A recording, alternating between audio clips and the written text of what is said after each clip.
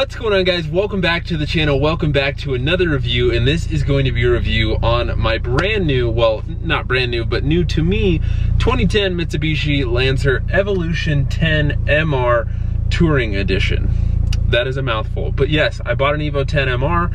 This is my girlfriend's car / my daily driver, and I have absolutely loved it over the past 2 weeks that I've been able to drive it. So I figured today I would give you guys a brief overview, a little bit of a review and my overall thoughts on the Evo 10, because a lot of people were saying that I was gonna hate the car, that I wasn't gonna like it. My Evo 8 would absolutely walk all over this thing, but I've honestly fallen in love with this car. So let's go ahead, take it out for a drive, and I will show you guys everything you need to know about the Evo 10, and I will give you guys my overview. So yes, this is an Evo 10 MR, so it does have the dual clutch, the SST transmission. Now, funny story, you guys already know this if you have been on the channel for a while now, but this car actually, I bought it and the transmission was bad. It had, I think it was the shift fork was messed up because it was missing second, fourth, and sixth gear. Now, these transmissions are notorious for going out. So I ended up getting a very, very good deal on the Evo 10. I paid $9,500 for the car, and I got a used transmission that was in perfect condition for $1,200 with the fluid. So not a bad deal at all. I'm only into the car now like $10,000 to $11,000. This car has 117,000 miles on it now. It had 116 when I bought it, and I am so happy with my purchase. Now, it wasn't as good of a deal as my Evo 8 was, because if you guys are new here, I have an Evo 8 as well that makes about 400 wheel. I picked that up for $7 grand, so definitely not as good of a deal, but this car was for my girlfriend. So I wanted her to have something fun that she could daily drive and have fun with, so that is why I bought the MR. Now let's talk about the seats in the Evo 10. They are absolutely wonderful. I love the bolstering. They are super comfy. They do come with the Recaro. Still think I like the ones in my Evo 8 just a little bit better, but I have no complaints about the seats in this. And so this car just has an axle back, so it's like a little bit louder than stock.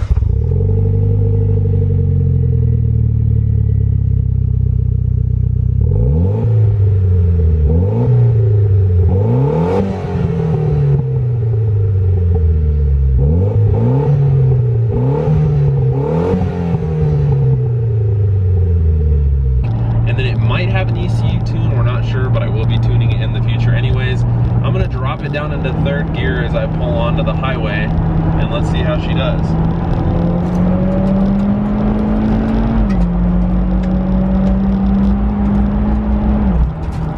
She scoots. Honestly, this car is so quick. I wouldn't call it fast, but it definitely is quick. Now, there's some people out there that know that I used to drive a Focus RS, and I would be so curious to find out if this is faster than a Focus RS, because I think it is. I think with how fast this car shifts, it would be very close. Now let's talk about the part that everybody hates about the Evo 10 MR, and that is the transmission. This transmission gets a lot of crap. Nobody likes it because they go out all the time.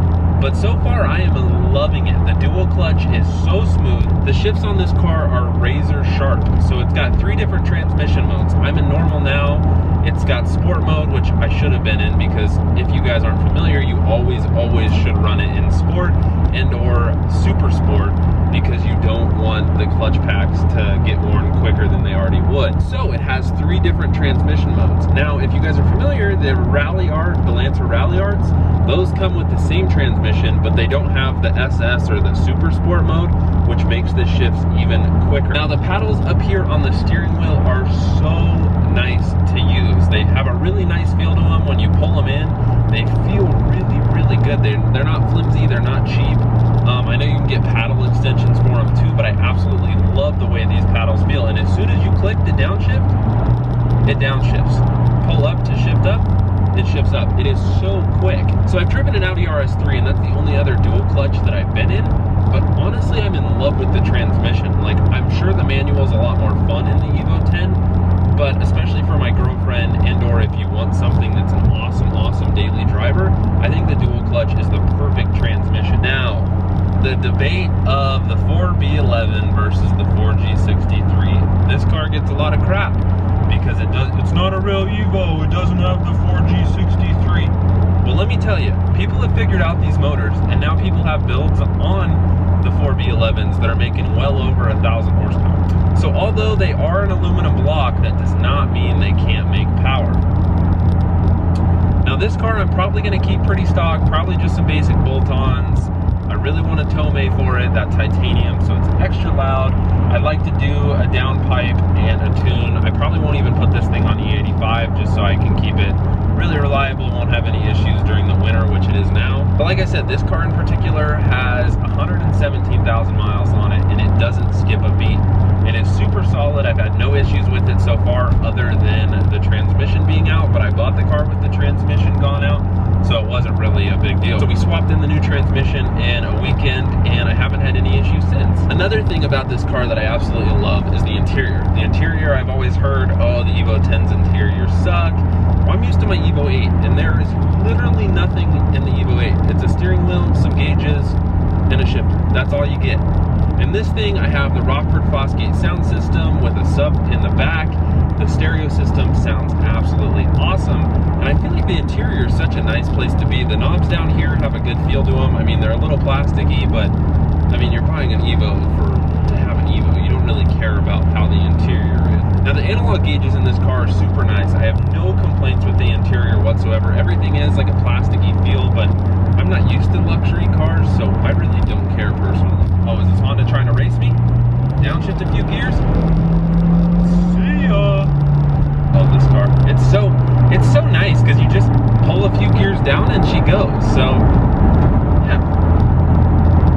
Now, one thing I really don't like about this car is the gas mileage. Now, I'm used to my Evo 8 that gets like 11 miles to the gallon, but it's also making over 400 wheels, so I don't really care. This car gets, like, even if I'm not driving it fast, it only gets about 16 to 17 miles per gallon, so it's not that great, but really at the end of the day, it's just miles per gallon. Like, who actually cares about how many miles per gallon you're getting? So this car actually has an active center dip. I'm sure you guys already knew that, but it does have 3 different modes. So it's got tarmac, which I'm in now.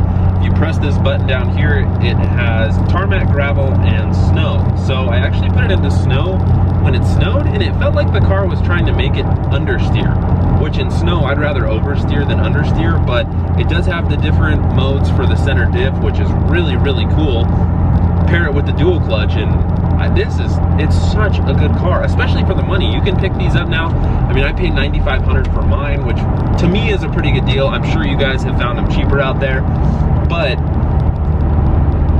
these cars were $40,000 brand new, and now, I mean, you can get the final editions, which are still really, really expensive cars, but for the money, I mean, say you can pick an Evo 10 up, the GSR that's a manual, for like $10,000 to $15,000. I mean, that is a lot of car for the money, and I can almost guarantee, stock for stock, this would beat a Focus RS. I'm not sure of it. I don't know for sure, so don't quote me. Maybe that race will come soon, because I have a buddy that has a Focus RS that's stock, and he said he wants to race me. So if you guys want to see that race here on the channel, let me know, because we could make that happen in the MR. And now that Mitsubishi has discontinued the Evo 8, 9, and 10, I don't see these cars depreciating much more. I mean, usually Evo 10 sell upwards of like $20,000. So if you can find a good deal on an Evo 10, I would recommend picking it up. I've always been kind of against Evo 10s until I had the thought of, oh, I want an automatic in an Evo. So I was always very, very against Evo 10s. I didn't really like the way they looked compared to the Evo 8 and 9.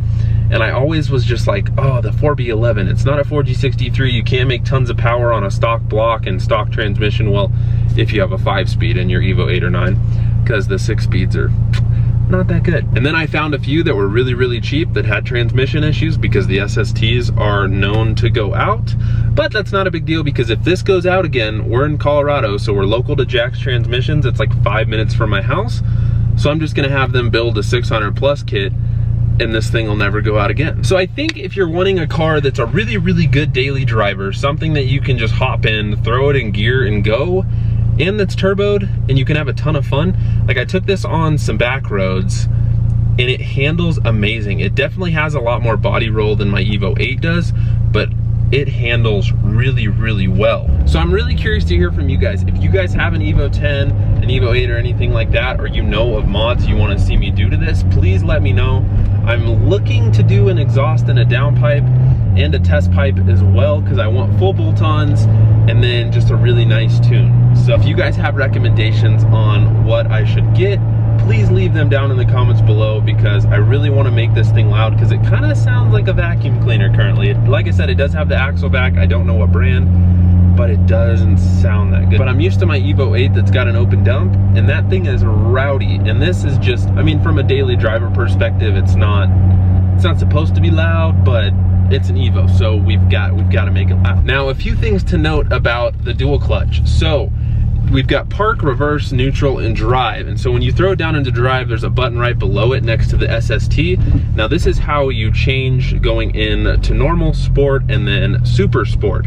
So you click it up, it goes into sport, and then to get it over into manual mode where you can actually use the paddles, you just pull it right over. So you pull it over and then you have access to use the paddles. You can also use the gear selector down here. So you pull it down to go up a gear and then you push it up to go down a gear. So kind of a cool feature.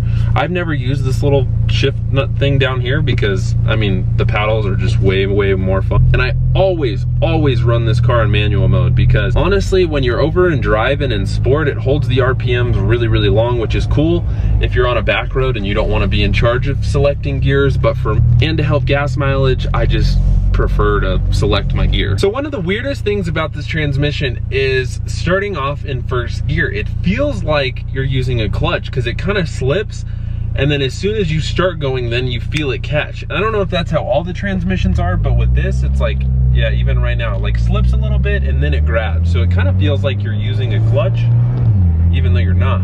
And one of the most annoying things about the Evo X is the aux cord. So with the Rockford Fosgate, you have, you know, all of your FM, AM, you do have an aux setting. Well, this doesn't have a standard aux cord. It has this. Look at this. Are you plugging a PS2 into this? Like, come on, Mitsubishi, what were you thinking? Like, this is not an aux cord, come on.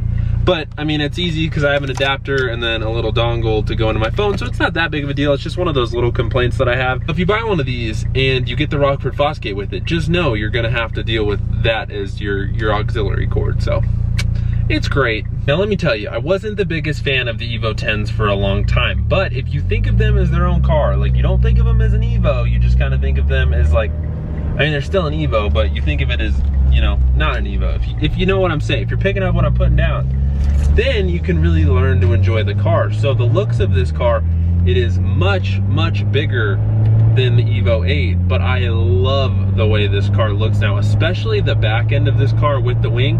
I do not like the Evo 10s without a wing, but I think with the wing, they look so good. I love being able to look in my rear view and see that wing behind me. It's like I'm in a race car, you know? Now I will be doing a video comparing this versus the Evo 8, but on a daily basis. I know a lot of people are gonna get upset at this. I enjoy driving this on a daily basis way more than I do my Evo 8. When I feel like going out and hooning and, you know, doing race car stuff, I love the Evo 8 because it's really fast and a lot of fun. But like when you're in traffic and you're just trying to run some errands, the Evo 10 MR is so much more enjoyable because you've got power when you need it.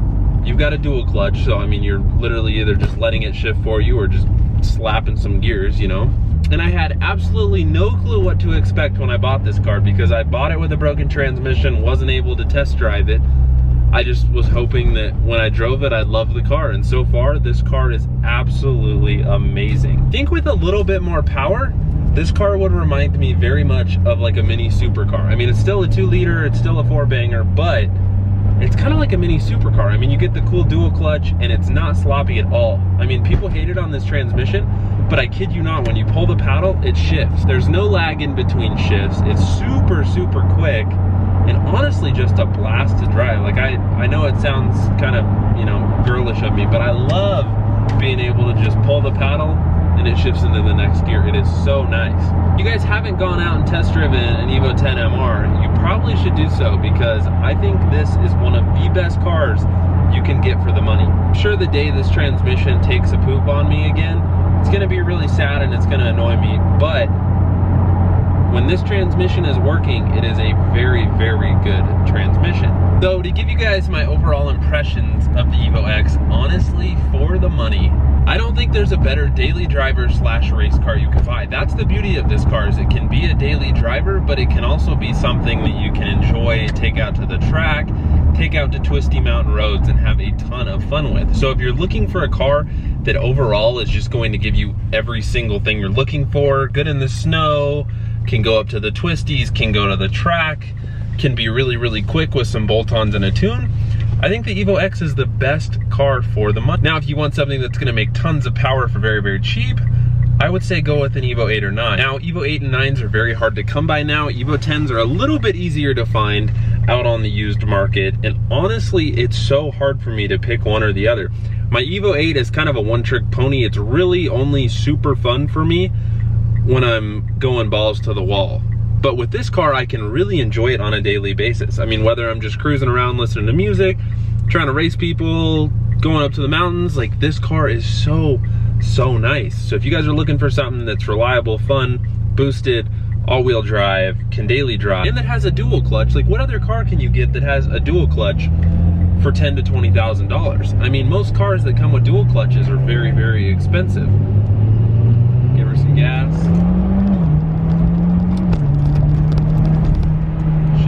She's fast. I'm telling you guys, this car is, it's no slouch. And the shifts under full throttle, I'm telling you, they're so quick. I mean, it's like, you just floor it, you flick gear, and it continues pulling. You don't ever drop off. Now, with a big turbo on these, I don't know how that would be.